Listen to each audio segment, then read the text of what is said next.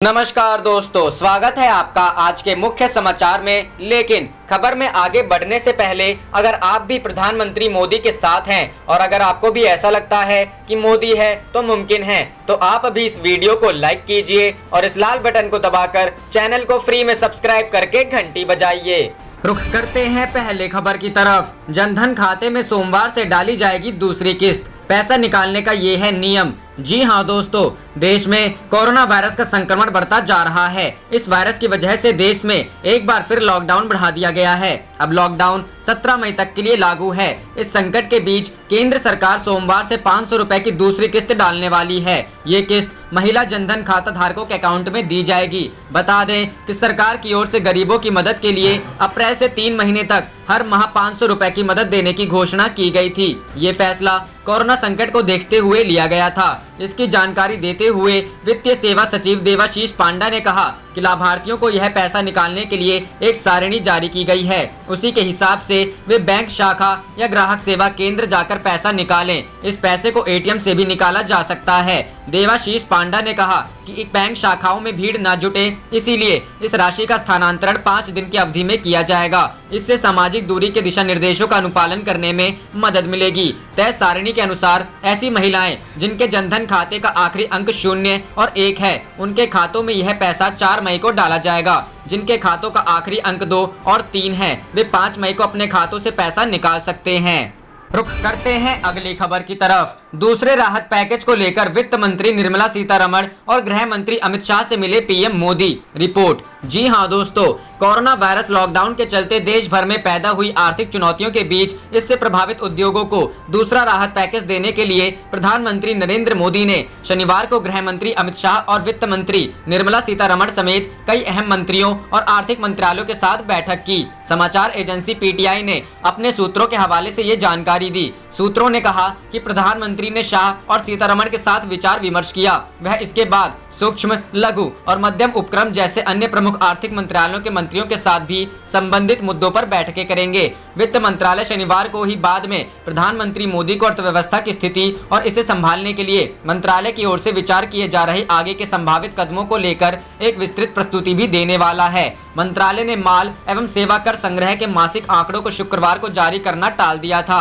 प्रधानमंत्री ने शुक्रवार को नागरिक उड्डयन, श्रम और शक्ति सहित विभिन्न मंत्रालयों के साथ बैठकें की थीं। उन्होंने गुरुवार को वाणिज्य और एमएसएमई मंत्रालयों के साथ घरेलू व विदेशी निवेश आकर्षित करने तथा देश में छोटे व्यवसायों के पुनरुद्धार पर ध्यान केंद्रित करने के बारे में विस्तृत विचार विमर्श किया था। इन बैठकों के दौरान मोदी के साथ गृह मंत्री और वित्त मंत्री दोनों उपस्थित थे। सरकार ने हाशिए पर स्थित लोगों की कठिनाइयों को कम करने के लिए मार्च के अंत में गरीब महिलाओं और बुजुर्गों के लिए 1.7 लाख करोड़ रुपए के प्रोत्साहन पैकेज की घोषणा की थी। सूत्रों ने कहा कि सरकार जल्द ही प्रभावित उद्योगों के लिए दूसरे प्रोत्साहन पैकेज की घोषणा कर सकती है।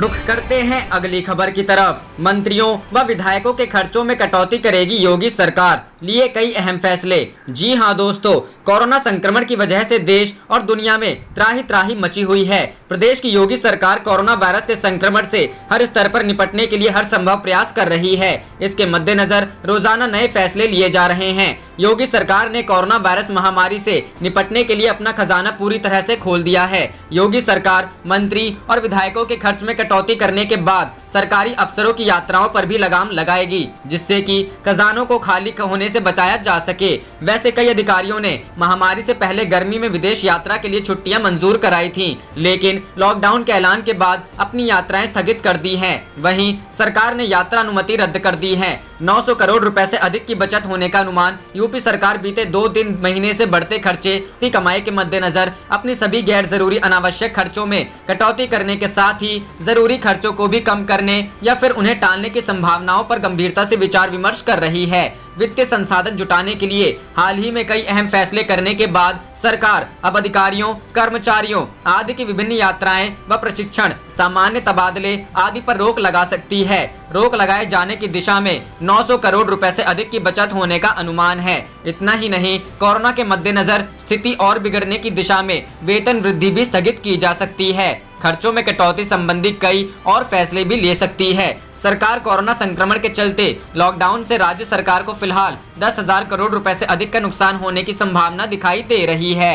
रुख करते हैं अगली खबर की तरफ। नितिन गडकरी बोले, कोरोना के खिलाफ जीतेंगे जंग, संकट से भी उबरेंगे। जी हां दोस्तों, देश में लॉकडाउन का दूसरा चरण खत्म होने से 2 दिन पहले ही लॉकडाउन के तीसरे चरण की शुरुआत का ऐलान कर दिया गया। हालांकि लॉकडाउन बढ़ाए जाने के ऐलान के बाद केंद्रीय मंत्री नितिन गडकरी ने कहा कि इस मुश्किल घड़ी में सरकार सबके साथ खड़ी है। सही समय में सही फैसला लेने से देश में हालात बेहतर हुए हैं। देश में धीरे धीरे हालात सामान्य हो रहे हैं। 2 हफ्ते के लिए लॉकडाउन बढ़ाए जाने को लेकर नितिन गडकरी ने आज तक से कहा कि कोरोना के खिलाफ लड़ाई जारी है। देश के कई शहरों में स्थिति गंभीर है। दिल्ली, मुंबई, पुणे जैसे कई शहरों में आज भी समस्या विकट है। रेड जोन में हमें संभल कर चलना होगा। यह बात भी है कि इस दौरान केंद्र सरकार ने कई चीजों में छूट भी दी। उन्होंने कहा कि धीरे धीरे उद्योग धंधे भी शुरू हो गए हैं, राष्ट्रीय राजमार्ग शुरू हो गए हैं। केंद्रीय मंत्री नितिन गडकरी ने आज तक के साथ खास बातचीत में कहा कि कोरोना के इस दौर में भी विदेशी निवेश लाने का शानदार मौका है। साथ ही हम सकारात्मक रवैये के साथ MSME को आगे ले जाएंगे। उन्होंने कहा कि मुश्किल घड़ी में सरकार सबके साथ खड़ी है, किसी को चिंता करने की जरूरत नहीं है। सही समय पर सही फैसला लेने से देश में हालात बेहतर हुए हैं। यहाँ धीरे धीरे हालात सामान्य हो रहे हैं। हम इन हालातों से बाहर जरूर निकलेंगे। नितिन गडकरी ने कहा कि सभी के हितों की रक्षा करते हुए आगे आएंगे। धीरे धीरे उद्योगों में काम शुरू हो रहा है और इसमें हम सभी को सामाजिक दूरी का पालन करना होगा। उन्होंने आगे कहा कि हमारी सरकार लोगों का ध्यान रख रही है। प्रधानमंत्री नरेंद्र मोदी ने लोगों के लिए अनाज के बड़े भंडार खोल दिए हैं। कई तरह की रियायतें दी जा रही हैं। उम्मीद है कि अर्थ जगत के लिए जल्द ही बड़ा पैकेज आएगा। रुख करते हैं अगली खबर की तरफ। एजेंडा में शिवराज सिंह ने दिया संदेश, हमें कोरोना से डरना नहीं, लड़ना है। जी हां दोस्तों, एजेंडा आज तक के मंच पर आज देश के 15 राज्यों के मुख्यमंत्री वीडियो कॉन्फ्रेंसिंग के जरिए शिरकत करेंगे। एजेंडा के मंच पर देश में लागू लॉकडाउन और कोरोना संक्रमण पर अलग अलग राज्यों के मुख्यमंत्रियों से कई सवालों पर चर्चा होगी। कार्यक्रम में शामिल हुए मध्य प्रदेश के मुख्यमंत्री शिवराज सिंह चौहान ने भी अपने राज्य में कोरोना को लेकर किए गए कामों और लॉकडाउन को लेकर बनाई गई रणनीतियों पर चर्चा की। इस दौरान उन्होंने जनता को एक अहम संदेश भी दिया कि हमें कोरोना से डरना नहीं बल्कि उससे लड़ना है। कोरोना महामारी पर चर्चा करते हुए मध्य प्रदेश के सीएम शिवराज सिंह ने कहा कि हमारे यहाँ रेड जोन पूरी तरह बंद रहेंगे। कोरोना के साथ हमें जीना सीखना पड़ेगा। ये नहीं कहा जा सकता कि ये कब खत्म होगा, इसके साथ हमको चलना पड़ेगा। रेड जोन के बाहर कई काम शुरू कर रहे हैं। कोरोना से लड़ने के लिए अहम बातें बताते हुए शिवराज सिंह ने कहा कि हमें लाइफ स्टाइल बदलनी पड़ेगी, मास्क पहनकर ही निकलना पड़ेगा, 2 गज की दूरी बनाकर रखनी होगी, बार बार हाथ धोते रहना पड़ेगा, थूकने से परहेज करना होगा, बड़े समारोहों का आयोजन रोकना पड़ेगा। हम कई कुप्रथाएं को खत्म कर सकते हैं। बड़े आयोजन समाप्त किए जाने चाहिए। प्रकृति को खिलने का एक मौका दिया है कोरोना ने। विकास की ऐसी रणनीति बने जिसमें विकास भी हो और प्रकृति भी स्वच्छ रहे। प्रकृति सबके लिए है, मनुष्य का एकाधिकार नहीं है। रुख करते हैं अगली खबर की तरफ। ट्रंप के हाथ लगा सबसे बड़ा सबूत, अब अमेरिका देगा चीन को सबसे बड़ी सजा। जी हां दोस्तों, एक तरफ पूरी दुनिया कोरोना संकट से जूझ रही है, दूसरी ओर दुनिया की 3 महाशक्तियां महायुद्ध की तैयारी में जुट गई है। चीन, अमेरिका और रूस का कोरोना काल में युद्ध का खतरनाक प्लान बन रहा है। अमेरिका ने चीन को महामारी पर सजा देने की ठान ली है। चीन ने भी अमेरिका पर पलटवार का पूरा ब्लूप्रिंट तैयार कर लिया है।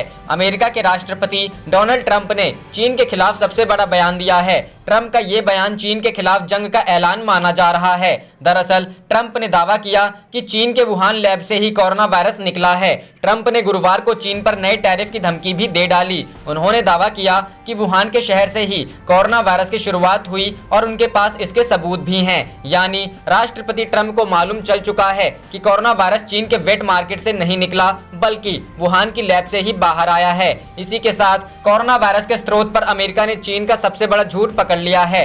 ऐसे में सवाल उठता है कि फिर इस खुलासे के बाद अमेरिका चीन पर एक्शन क्या लेगा। आपको इस सवाल का जवाब हाल ही में ट्रंप के एक और बयान से मिल सकता है, जब ट्रंप ने चीन को कटघरे में खड़ा करते हुए कहा था कि चीन चाहता तो कोरोना वायरस को वुहान से ही फैलने से रोक सकता था। यानी अमेरिका पहले से ही चीन को कोरोना वायरस का गुनहगार मान रहा है और अब तो वुहान लैब के सबूत भी ट्रंप के हाथ लग चुके हैं। तो चीन के खिलाफ अमेरिका कुछ न कुछ बड़ी कार्रवाई जरूर करेगा, ये तो तय है। ये बात हम इसलिए दावे से कह सकते हैं क्योंकि अमेरिका अपने दुश्मनों से बदला जरूर लेता है। रुख करते हैं अगली खबर की तरफ। आज से शुरू होगी एक राष्ट्र एक कार्ड योजना। किसी भी प्रदेश का व्यक्ति कहीं भी ले सकेगा राशन। जी हां दोस्तों, केंद्र सरकार की एक राष्ट्र एक कार्ड योजना शुक्रवार से शुरू हो रही है। इस योजना के तहत किसी भी प्रदेश का कार्ड धारक किसी भी राज्य में अपना राशन कार्ड दिखाकर राशन ले सकेगा। यूपी में राशन पोर्टेबिलिटी को पहले ही प्रारंभ किया जा चुका है। इसके तहत लॉकडाउन के दौरान अप्रैल माह में 7,07,000 राशन कार्ड धारकों ने इस सुविधा का लाभ उठाया। खाद्य एवं रसद आयुक्त मनीष चौहान ने बताया कि इस योजना के तहत उत्तर प्रदेश का कोई लाभार्थी अन्य राज्य से तथा अन्य राज्य का कोई भी लाभार्थी उत्तर प्रदेश से NSFA के तहत बने किसी भी राशन कार्ड की राशन संख्या मात्र बताकर राशन ले सकता है। यह सुविधा आधार आधारित वितरण एवं पिछले 6 माह से सक्रिय राशन कार्डों पर ही होगी। रुख करते हैं अगली खबर की तरफ। यूपी, बिहार और मध्य प्रदेश समेत कई राज्यों में हो सकती है बारिश, चक्रवाती तूफान की भी संभावना।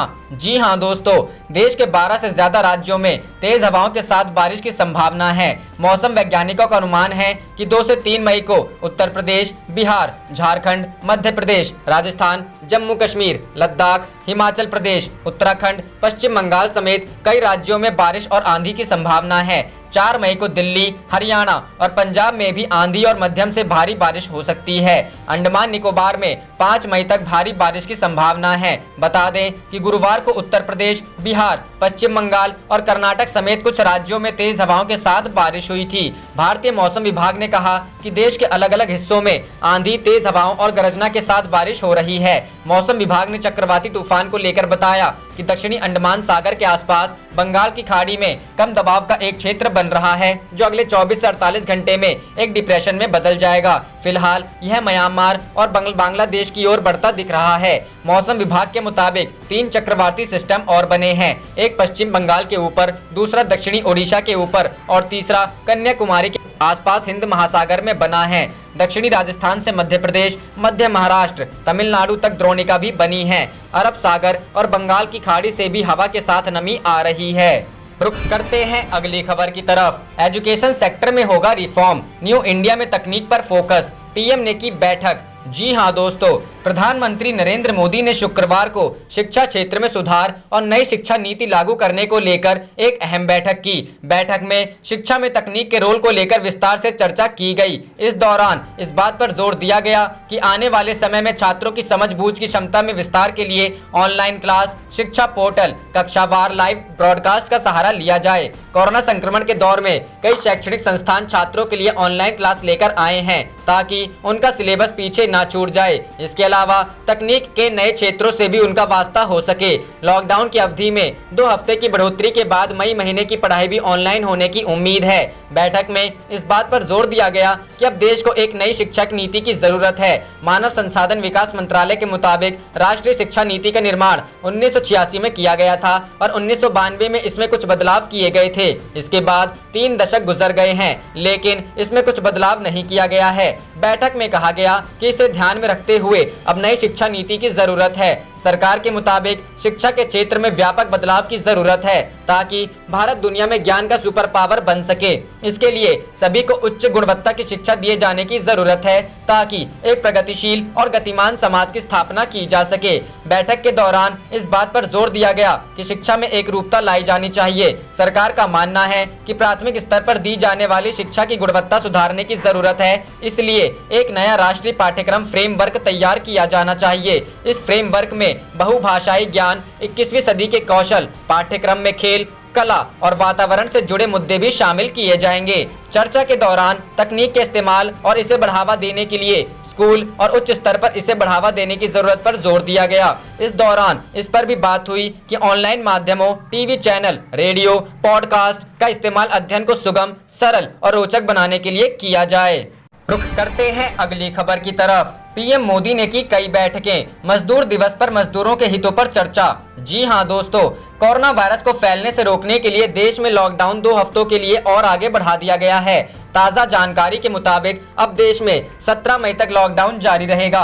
लॉकडाउन को लेकर लिए गए इस अहम फैसले से पहले रणनीति तय करने के लिए पीएम मोदी ने शुक्रवार को प्रमुख केंद्रीय मंत्रियों के साथ अलग अलग कई बैठकें की। शुक्रवार को केंद्रीय मंत्रियों के साथ हुई बैठकों को लेकर पीएम मोदी ने खुद अपने ट्विटर हैंडल पर जानकारी भी शेयर की है। पीएम मोदी के एक ट्वीट में यह भी बताया गया है कि उन्होंने शुक्रवार को हुई तमाम बैठकों में से एक बैठक के दौरान श्रम कल्याण पर भी विचार विमर्श किया।